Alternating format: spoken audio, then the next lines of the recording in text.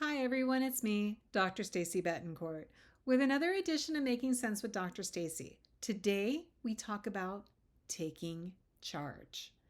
Now, life does have a way of sneaking in the unexpected, and the concept of the unexpected can either be positive or negative. On the positive end, think about it as the gift you always wanted because you took charge of your own life, or the baggage that no one wants. Now, sure, this can all be dismissed as a turn of phrase, but in reality, we do have issues and circumstances that can affect us and all those situations that can bring us to our knees. What do we do then? If you believe in a higher power, the imagery of being on your knees is a great place to start in rebuilding or taking charge. Regardless of your beliefs, taking charge is the only way to get yourself back up and ready to move forward. Now, I'm sure we've all experienced people who feel the need to bulldoze others by taking charge when it isn't warranted or their place. Now, there are exceptions, such as the case of your boss, but even they can go too far. For instance, a boss who alters the course of a project or situation that's actually working well and is even received well by stakeholders. This is usually associated when the boss is new to the team.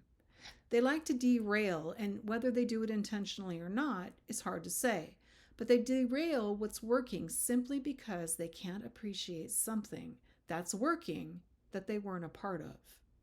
Now, does this mean taking charge is always bad? No. But I do suggest that we all have something to learn from these situations.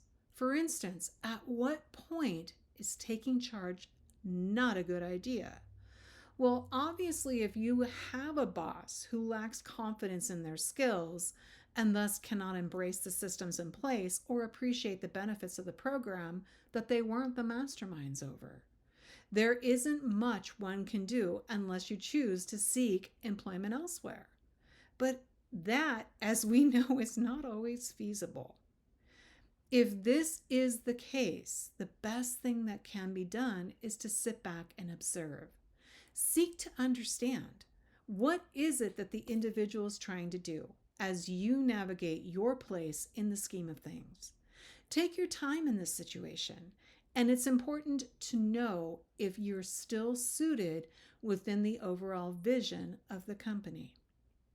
Now, if there is an individual in your personal life who feels the need to take charge when it isn't needed, you have to question your level of patience and check in with yourself regularly to make sure you have the endurance to continue interacting with them with respect.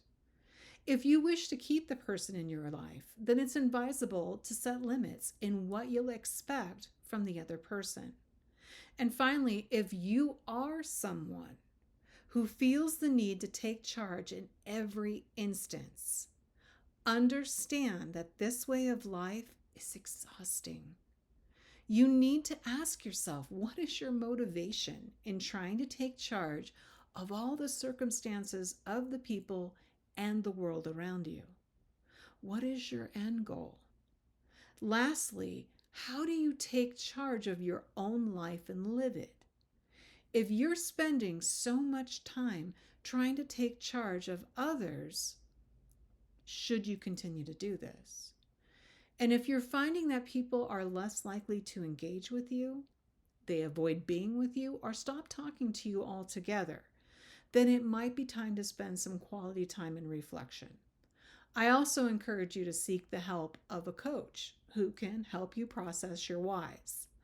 And remember, taking charge isn't inherently a bad thing. Just remember for whom it is intended, which in most cases is for you. And as you do that, remember to treat yourself with grace.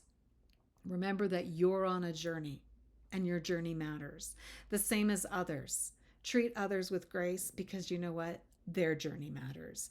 And even if the end result is the same, how you get there is going to be different. So there's no correct way. There's no true roadmap. So be respectful of others. And that's it. I wish you all a great week. Do something good for yourself and I'll see you next week. Take care and thank you for watching another edition of Making Sense with Dr. Stacy.